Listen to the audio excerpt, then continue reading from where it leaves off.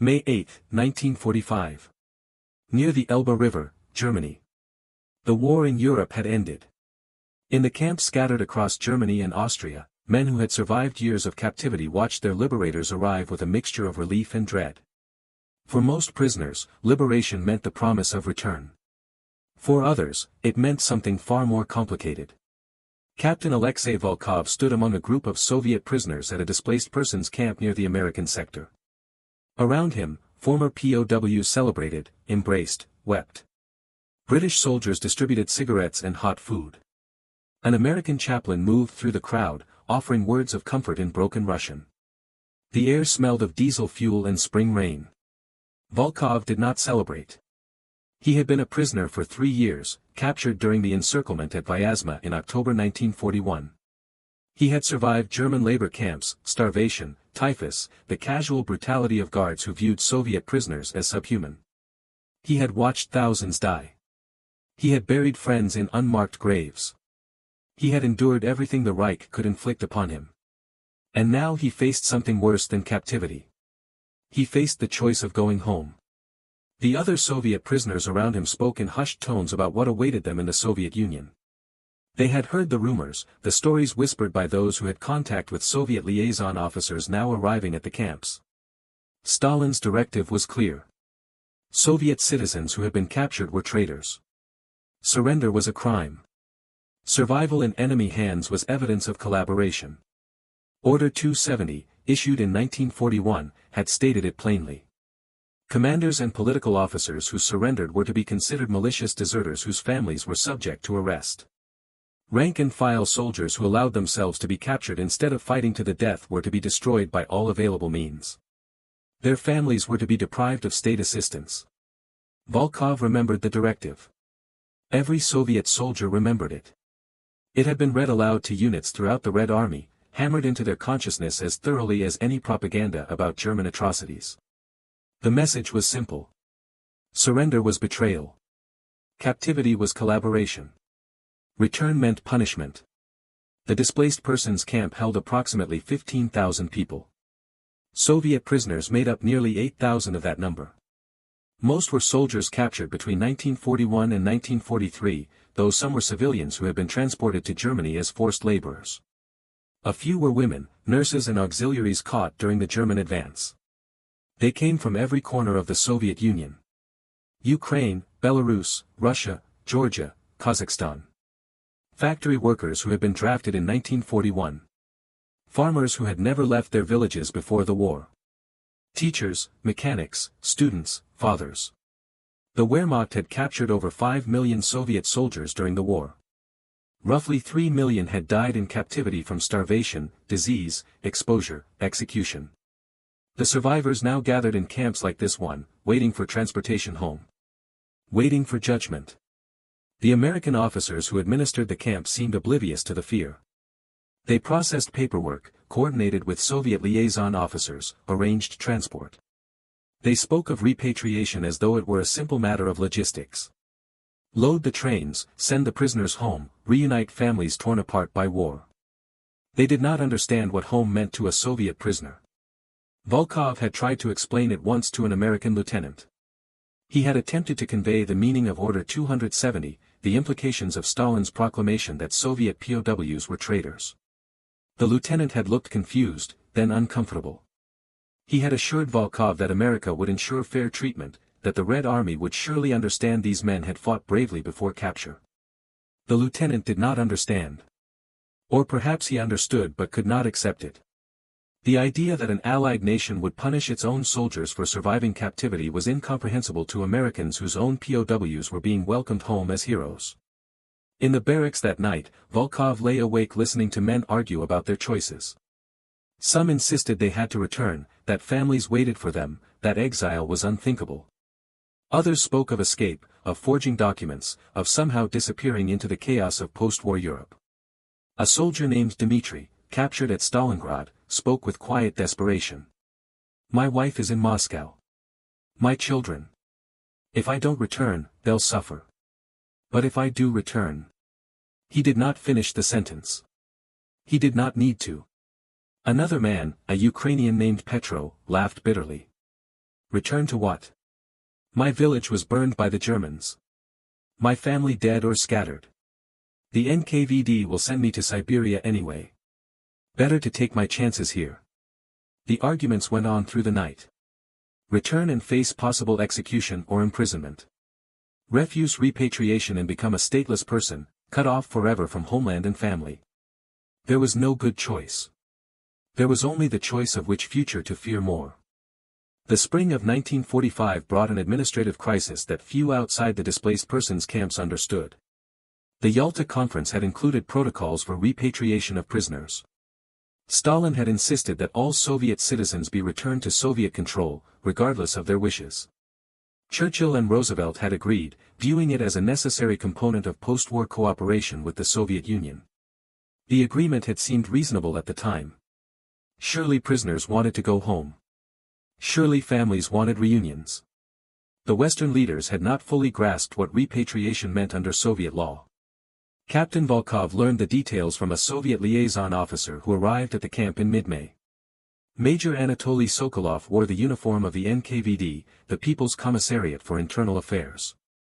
He set up an office in the camp administration building and began interviewing Soviet prisoners, one by one. When Volkov's turn came, he entered the office expecting interrogation. What he received was worse. Explanation. Major Sokolov sat behind a desk, smoking a cigarette. He did not stand when Volkov entered. He gestured to a chair and opened a file containing records recovered from German archives. Service record, capture date, camp locations. The file was remarkably complete. Captain Volkov, Sokolov began, his voice flat, bureaucratic. You were captured in October 1941 at Vyazma. You survived 3 years in German captivity. According to German records, you worked in a labor battalion. You were never accused of collaboration. You attempted escape twice. Both times you were recaptured and punished. Volkov said nothing. The facts were accurate. They were also irrelevant. Sokolov continued. Under normal circumstances, survival in captivity would be suspicious. However, your record shows resistance. The escape attempts help. The Germans beat you severely both times. This is documented. A long silence. Then Sokolov closed the file. You will be repatriated. You will face a screening commission. If your story is verified, you may be reassigned to a military unit. If not verified, you will face a tribunal. This is procedure. You understand? Volkov understood. The screening commission was a euphemism. Verification meant interrogation by the NKVD. Tribunal meant conviction. Reassignment to a military unit meant punishment battalions sent to clear minefields or assault fortified positions. Death delayed, not avoided. He asked the question every prisoner asked. And my family? What happens to them? Sokolov's expression did not change. That depends on the outcome of your screening. Families of verified patriots are not affected. Families of traitors lose state privileges. It was the same answer given to thousands of prisoners. Cooperation bought your family protection. Resistance or flight brought punishment for everyone you loved. That night, Volkov wrote a letter he never sent. He wrote to his wife in Leningrad, explaining the choice he faced. He wrote about survival without honor, about homeland without safety, about duty without possibility of fulfillment. He wrote until the words became meaningless, crossed out what he had written, tried again. Nothing captured the impossibility of it. He burned the letter in the latrine. Other prisoners were making their own calculations. Some decided to accept repatriation, trusting that their service records would protect them. They convinced themselves that Stalin's rage was directed at genuine collaborators, that loyal soldiers who had fought before capture would be recognized and welcomed. They told themselves stories because the alternative was unbearable. Others refused to board the trains.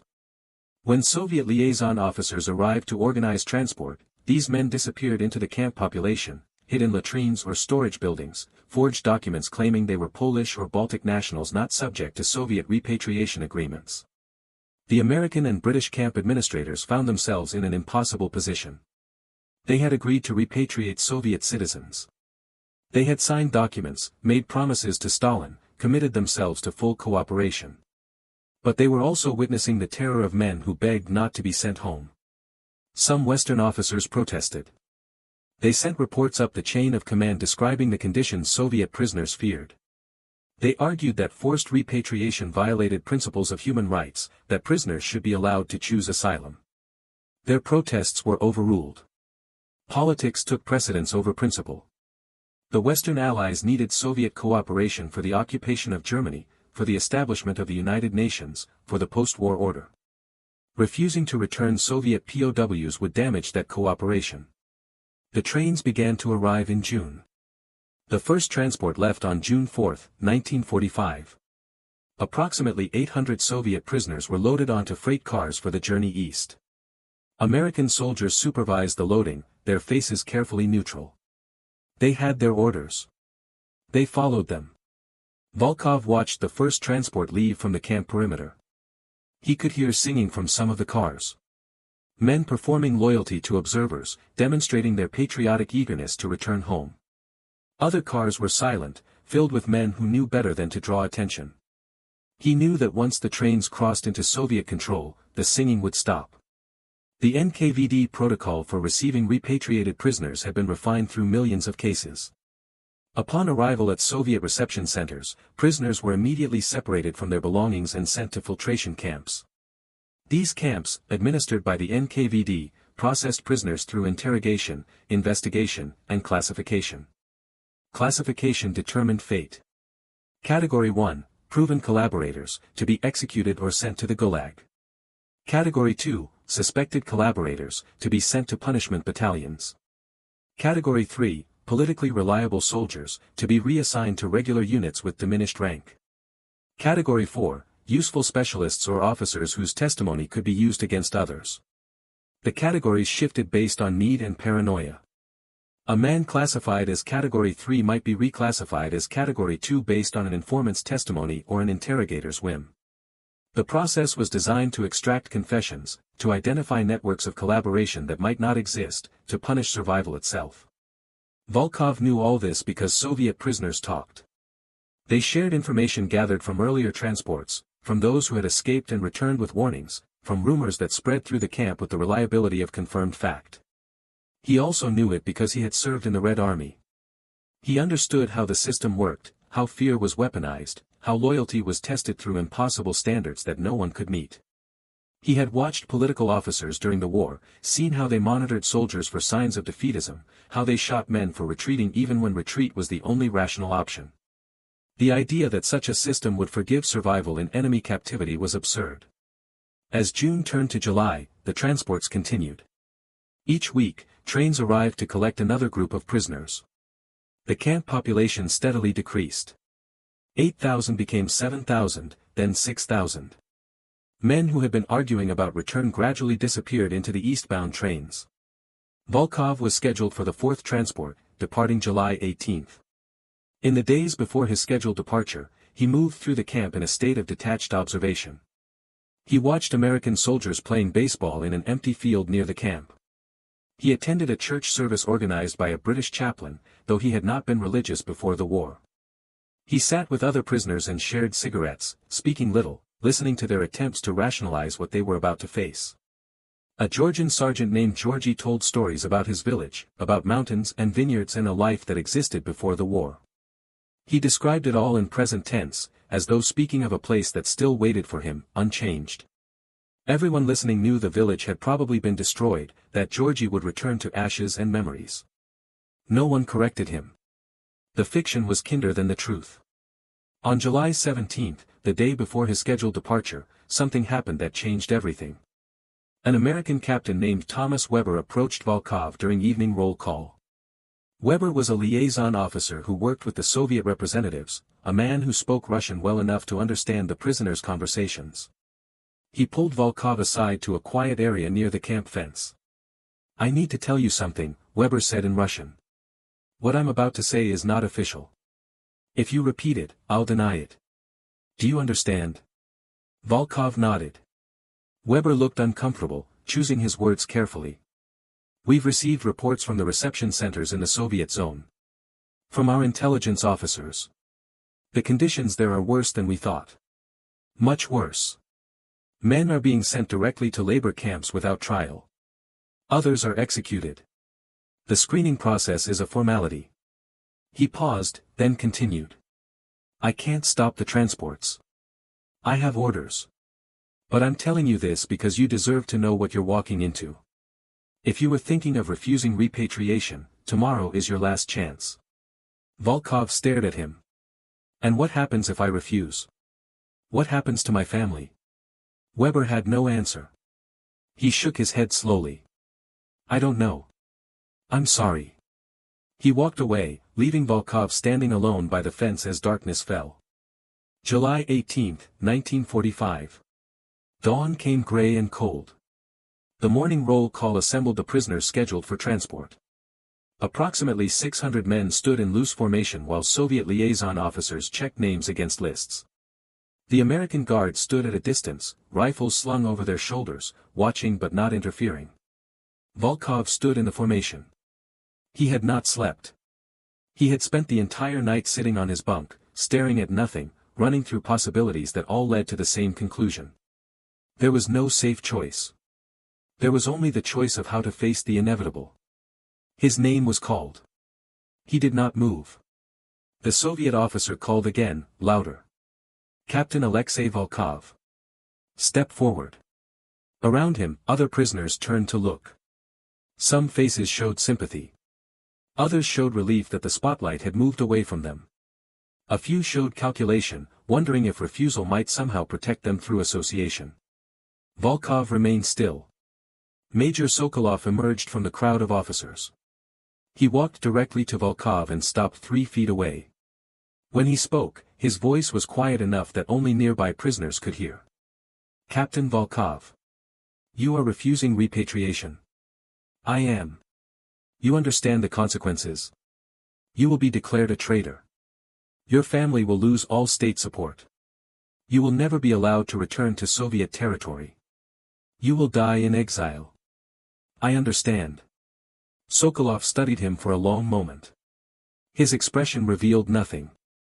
Then he made a mark in his notebook and turned away. 2 American soldiers stepped forward, uncertain what to do. Weber appeared and spoke to them in English, gesturing toward the camp administration building. Volkov was escorted out of the formation. Behind him, the transport proceeded. Men climbed into trucks that would take them to the trains. Some looked back at him. Most did not. They had their own fears to manage.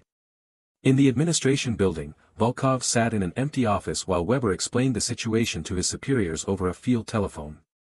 The conversation was heated. Weber kept repeating the same phrases. Refused repatriation. Citing political persecution. Requesting asylum consideration. Finally, Weber hung up the phone and turned to Volkov. You're being transferred to a different camp. A British-administered displaced persons facility. They'll process your asylum claim there. It will take months, maybe years. You'll be stateless until then. And my family? Weber's expression answered before his words did. I'm sorry. There's nothing we can do for them. Volkov nodded slowly. He had known. He had always known. The choice was not between 2 futures but between 2 forms of death. Stay and die physically. Return and die morally. He had chosen the death that allowed him to keep something of himself. The transfer happened quickly. Within hours, Volkov was loaded onto a truck with 3 other refusers. They drove west, away from the Soviet zone, deeper into British territory. No one spoke during the journey. What was there to say? They had each made the same impossible choice. The British camp was smaller, housing about 2,000 displaced persons from a dozen nationalities. Poles who refused to return to communist rule. Baltic nationals from territories annexed by the Soviet Union. Ukrainians who had fought with German forces against the Soviets and now faced execution if repatriated. Yugoslavs fleeing Tito's regime. They were the unwanted. The complications. The people whose existence contradicted the neat division of post-war Europe into spheres of influence. Volkov was assigned a bunk in a barracks with other Soviet refusers. There were 12 of them initially. More would arrive in subsequent weeks as other camps processed their own cases. They formed a community of exile, bound by the shared experience of choosing permanent displacement over homecoming. In the following weeks, Volkov learned the details of life as a stateless person. He filled out endless forms for various international organizations. He gave his story to representatives from the United Nations Relief and Rehabilitation Administration, the International Refugee Organization, the Red Cross. He was photographed, fingerprinted, documented. He was also investigated. British intelligence officers interviewed him repeatedly, searching for evidence that he might be a Soviet agent. The paranoia was not entirely unreasonable. Stalin's security services had infiltrated refugee populations before, using genuine defectors as covers for intelligence operations. Volkov answered their questions with a patience born of exhaustion. Yes, he had served in the Red Army. No, he had never been a member of the Communist Party. Yes, he feared return. No, he had no intelligence value to offer. He was simply a soldier who had survived captivity and could not survive homecoming. Eventually, the interrogations ended. The British officers concluded he was what he claimed to be. Genuine. Desperate. No threat to anyone except himself. The displaced persons camp became a strange kind of prison. The gates were not locked. Prisoners could walk the grounds freely, could even leave the camp with permission. But there was nowhere to go. Germany was destroyed, occupied, divided. Europe was a landscape of ruins and shortages. A man without papers, without citizenship, without proof of identity was a ghost. Volkov took a job in the camp kitchen, earning small amounts of scrip that could be exchanged for cigarettes or soap. The work was simple, repetitive. Peel potatoes. Wash dishes. Carry supplies. It gave him something to do with the hours that stretched endlessly between morning roll call and evening curfew. Other Soviet refusers found similar occupations. A former sergeant named Pavel taught Russian to British soldiers stationed at the camp. A lieutenant named Mikhail repaired boots and uniforms, skills learned during the war. They created small economies of survival, trading competence for minimal stability. Letters occasionally arrived from the Soviet zone, smuggled through networks of refugees and black market traders. The news was uniformly grim. Repatriated prisoners were indeed being sent to filtration camps. Some were released after months of interrogation, broken and diminished but technically free. Others disappeared into the Gulag system. A few were executed. The letters never mentioned names, only numbers and rumors. 30% sent to labor camps. 10% executed. The rest reassigned to punishment battalions or released with criminal records that prevented normal employment. Volkov tried not to think about what happened to those who had been on his transport. The men who had stood near him in formation, who had watched him refuse repatriation, who had climbed onto the trucks while he was escorted away. He tried not to imagine their interrogations, their confessions under duress, their gradual realization that survival in German captivity had not earned forgiveness but suspicion. He tried not to think about his wife. Before the war, Volkov had been married for 5 years. His wife, Katya, was a schoolteacher in Leningrad. They had planned to start a family after his military service ended. Then came Operation Barbarossa, the German invasion, the mobilization of millions of Soviet citizens to defend the motherland. Volkov had been captured during the chaotic battles of 1941, when the Wehrmacht seemed unstoppable and Soviet formations were encircled and destroyed before they could retreat. He had fought until his ammunition was exhausted, until continuing resistance meant suicide rather than defense. He had surrendered believing he would be shot. Instead, he had been marched west with thousands of other prisoners. Most died on the march.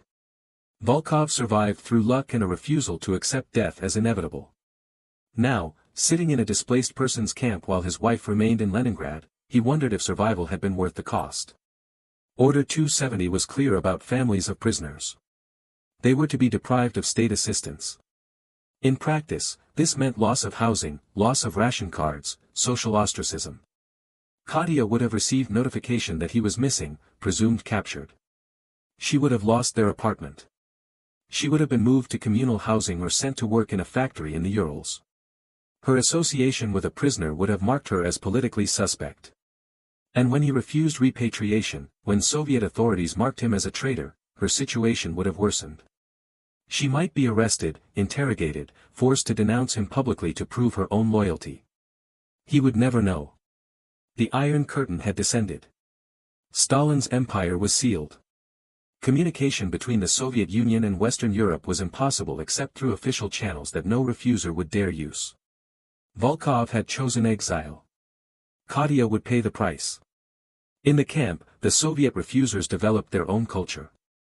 They held informal gatherings in the evenings, sharing memories of places they would never see again. They taught each other skills. They argued about politics and history and the meaning of loyalty. Some maintained that they were the true patriots, that refusing to participate in Stalin's show trials was an act of resistance against tyranny.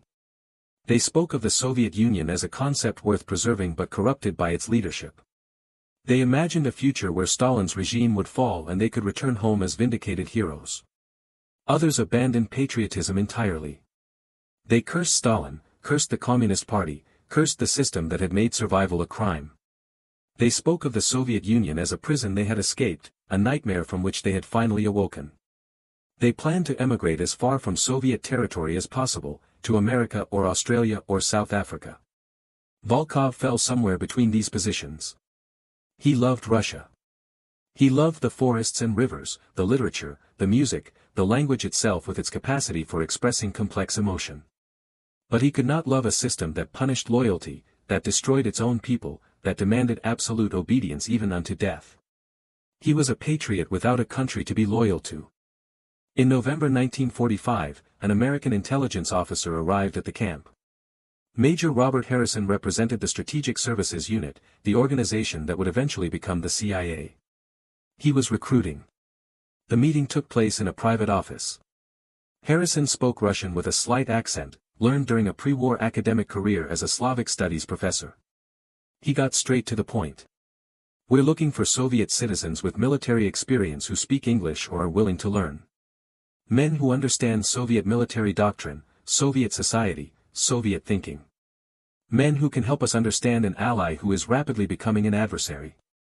Volkov listened without expression. Harrison continued. In exchange, we can offer citizenship, eventually. Protection. A salary. A new identity if you want one. We're not asking you to spy against your former country. We're asking you to help us avoid a future war by understanding Soviet intentions and capabilities. And if I refuse? Then you stay here. Eventually, you'll be resettled somewhere. Argentina, maybe. Brazil. The refugee organizations are arranging emigration. But it will take years, and you'll be choosing your destination from a very short list. Volkov asked the question that mattered. What exactly would you want from me? Harrison was honest.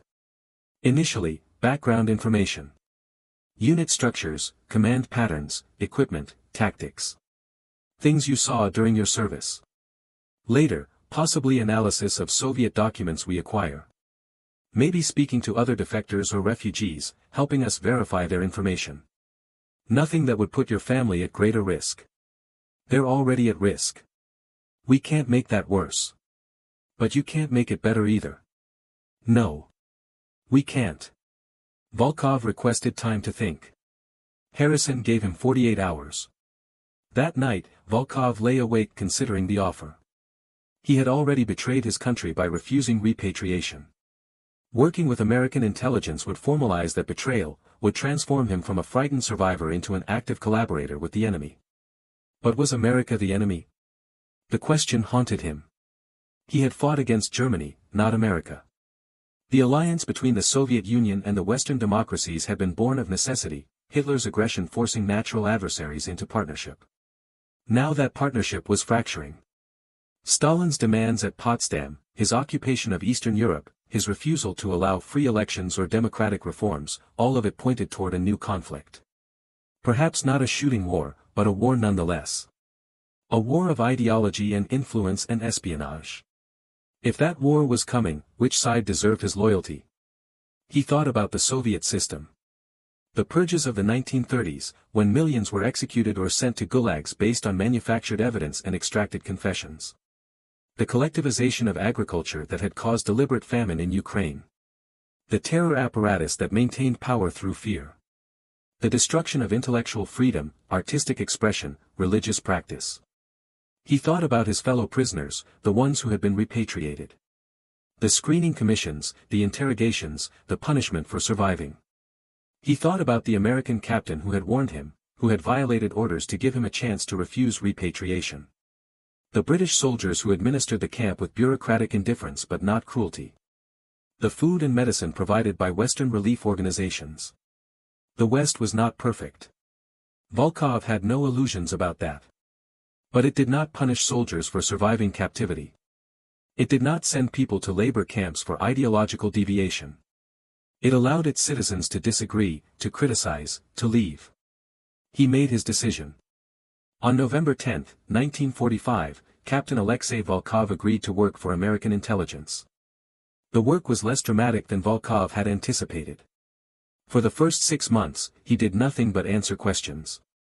Military analysts from the Strategic Services Unit interviewed him repeatedly, extracting details about Soviet military organization, training, logistics, morale. He described the structure of rifle divisions, the deployment of artillery, the use of political officers, the treatment of prisoners by Soviet forces. He drew diagrams of defensive positions, explained command protocols, outlined the relationship between the Communist Party and the military hierarchy. It was all information that could be found in captured German intelligence files or through observation of Soviet forces in occupied Germany. But American analysts wanted verification from multiple sources, wanted to understand not just the structures but the culture that shaped them. Volkov was moved to a safe house outside London. 2 other Soviet defectors lived there, both former officers. They spent their days being interviewed, their nights playing chess and smoking cigarettes and avoiding discussions of what they had left behind. He learned English through immersion and formal instruction. By mid-1946, he could conduct interviews without a translator, though his accent remained thick. The language felt mechanical compared to Russian, lacking the emotional nuance he associated with his native tongue. He also learned that he was dead. Soviet authorities had declared him a traitor and enemy of the people. His name had been struck from military records. According to official documents, he had never existed. The Soviet system had a bureaucratic efficiency in erasing people who became inconvenient. Katya had been arrested in December 1945, interrogated, released. She was sent to work in a textile factory in the Urals. Her letters to relatives, intercepted by Soviet intelligence and passed along through circuitous channels to Western intelligence, made no mention of her husband. As far as official reality was concerned, she was a widow who had never been married. Volkov read those letters, obtained through intelligence channels he did not ask about. They were written in Katya's handwriting, but the voice seemed different. Careful. Constrained. Every sentence constructed to avoid suspicion. She wrote about work quotas and party meetings and her gratitude for opportunities to serve the socialist motherland. He recognized what he was reading. The language of survival under surveillance. He would never see her again. He knew this with absolute certainty. Even if Stalin's regime eventually fell, even if the Soviet system collapsed and Russia became something else, too much time would pass. People moved on. Wounds scarred over. He would become a story she once told, a memory she learned to suppress. He became a ghost haunting a past that no longer acknowledged his existence. The work continued. In 1947, Volkov was asked to travel to Germany to interview recently arrived Soviet defectors. The interviews took place in American-controlled facilities, safe houses scattered across the western zones of occupation. The defectors were recent, their knowledge current, their motivations varied. Some had defected for ideological reasons, genuine believers in democracy who could no longer serve a totalitarian system. Others had simply deserted, soldiers who walked away from their posts and surrendered to American patrols. A few were intelligence officers who brought classified documents and strategic information. Volkov's job was to verify their stories, to assess their reliability, to determine whether they were genuine defectors or Soviet plants sent to spread disinformation. He was good at it. He understood the details that marked authenticity, the small inconsistencies that revealed coached testimony, the emotional responses that could not be faked. He was also uniquely positioned to understand their psychology. He had made the same choice. He knew the mixture of fear and resolve that drove a man to cut himself off from everything familiar. He could distinguish genuine defection from intelligence operations. But the work took its toll. Each interview was a reminder of what he had lost. Each defector carried stories from the Soviet Union, fragments of information about conditions under Stalin's regime. The terror was ongoing. The Gulag system was expanding. Political arrests continued. The war had ended, but the internal war against the Soviet people had not. In 1948, Volkov became an American citizen. The ceremony took place in a federal building in Washington, D.C. He stood with 30 other immigrants, raised his right hand, swore allegiance to the United States of America. It should have been a triumphant moment. Instead, it felt like a funeral. He was no longer stateless. He had legal identity, documents, rights. He could work legitimately, could travel, could build a life. But the life he was building existed in the shadow of the life he had abandoned. Years passed. Stalin died in 1953, and for a moment Volkov allowed himself to hope. Perhaps the regime would soften. Perhaps de-Stalinization would mean amnesty for political prisoners, reconciliation for those who had fled. Perhaps he could return. But Khrushchev's reforms were limited and conditional. Political prisoners were released, but many were simply exiled to remote regions rather than fully rehabilitated. Those who had actively collaborated with American intelligence remained permanently excluded from Soviet society. Volkov continued his work. The Strategic Services Unit became the CIA. His role evolved. He analyzed Soviet military publications, evaluated intelligence reports, briefed analysts on Soviet political culture. He became an expert on an enemy he still thought of as his homeland. In 1956, the Hungarian uprising demonstrated that Soviet tolerance for reform had strict limits. In 1961, the Berlin Wall went up. In 1962, the Cuban Missile Crisis brought the world to the edge of nuclear war. Each crisis reinforced Volkov's belief that his choice had been necessary, that the system he had fled was irredeemable. But belief did not eliminate regret. He married in 1960, an American woman named Helen who worked as a librarian. She knew his history in general terms but not in detail. He did not burden her with specifics. They built a quiet life in suburban Virginia. They had no children. He never explained why, and she never pressed. Helen died in 1979. Cancer, rapid and brutal. Volkov found himself alone again, surrounded by possessions and memories that belonged to someone else's life. He retired from the CIA in 1982, after nearly 40 years of service. The agency gave him a commendation, a pension, and a handshake from a director who had been born after Volkov defected. He moved to a smaller apartment, sold most of his belongings, settled into the routines of old age. He stopped following Soviet news. He had spent decades monitoring every development in the Soviet Union, hoping for changes that would justify his exile. Now he simply let it go. Whatever happened there no longer mattered to his life. In 1989, the Berlin Wall fell. Volkov watched on television as Germans danced on the ruins of the barrier that had divided their city for nearly 3 decades. He felt nothing. Joy belonged to people who had homes to return to. In 1991, the Soviet Union collapsed. 74 years after the Bolshevik Revolution, the system that had shaped Volkov's entire life simply ceased to exist. New nations emerged from the ruins. Russia became the Russian Federation, a country he did not recognize with a government he did not trust. Officials from the new Russian government reached out to Soviet-era defectors, offering rehabilitation, acknowledgement that Stalin's persecution had been unjust. Some defectors returned to visit, to see what remained of their former lives. Most found that nothing remained. Volkov did not return. He was 81 years old. The Russia he remembered was gone, replaced by something new and uncertain. The people he had known were dead or scattered. The places had changed beyond recognition. Return was impossible not because of political barriers but because there was nothing to return to. He lived alone in his apartment, receiving occasional visits from former CIA colleagues who remembered him as a legend from the Cold War's early days. They told stories about his work, his insights, his contributions to American intelligence.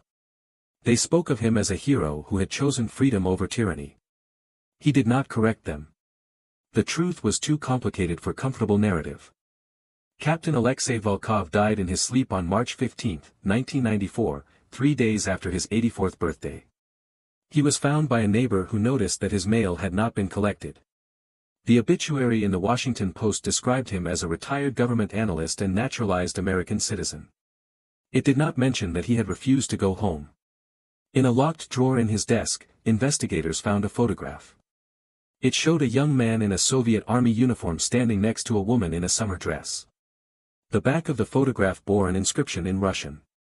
Alexei and Katya, Leningrad, June 1936. Beneath the photograph lay a stack of letters, all written in Russian, all addressed to Katya Volkov in care of an address that no longer existed. None of the letters had been mailed. Each described the life he had built in America, the work he had done, the choices he had made. Each ended with the same question, written and rewritten across 49 years. Did I do the right thing? There was never an answer. The letters were destroyed according to standard procedure for classified materials. The photograph was sent to the CIA archives, where it remains in a file marked with a case number and a name that no longer means anything to anyone. This is the story of a man who survived a war only to be destroyed by peace. Who chose exile over execution, freedom over family, principle over homeland. Who spent half a century asking himself whether survival was worth the price. History does not record what became of Katya Volkov. Soviet records from that era are incomplete, deliberately obscured, lost to time and bureaucratic indifference. She may have survived the war and died in old age. She may have perished in the Gulag system. She may have remarried and built a new life. We cannot know. We can only know that her husband refused to go home because home had become a place where loyalty meant surrender and survival meant guilt. The prisoner who refused to go home was not unique. Thousands of Soviet citizens made the same choice in 1945 and 1946. Most lived in obscurity, their stories forgotten, their sacrifices unrecognized by either the countries they left or the countries that took them in. They were casualties of a different kind of war. Not the war of armies and battlefields but the war of ideologies and systems, where victory meant crushing dissent and loyalty required the willingness to be crushed. In the end, Alexei Volkov's choice can be understood only in the context of impossible alternatives. Return meant probable death or certain imprisonment. Refuse meant permanent exile and the destruction of everyone who remained behind. There was no good option. There was only the question of which form of loss he could endure. He chose the loss that allowed him to remain himself. Whether that made him a hero or a coward, a patriot or a traitor, depends on which value you prioritize. Loyalty to state or loyalty to self. Duty to family or duty to conscience. The comfort of belonging or the integrity of independence. Volkov died believing he had made the only choice his conscience would allow. He also died knowing that his choice had cost him everything worth living for. That is the burden carried by those who refuse to go home when going home means destroying what remains of their humanity. They survive, but they do not live. They endure, but they do not belong. They exist in the long shadow between two countries, two identities, two irreconcilable versions of who they might have been. The prisoner who refused to go home became a ghost twice over. First when he was declared dead by Soviet authorities. Second when he spent the rest of his life haunting the memory of a country that ceased to exist the moment he decided he could never return. His story ends without resolution, without redemption, without the comfort of knowing whether his sacrifice mattered. It ends in a locked drawer with unsent letters and an unanswered question. It ends in silence.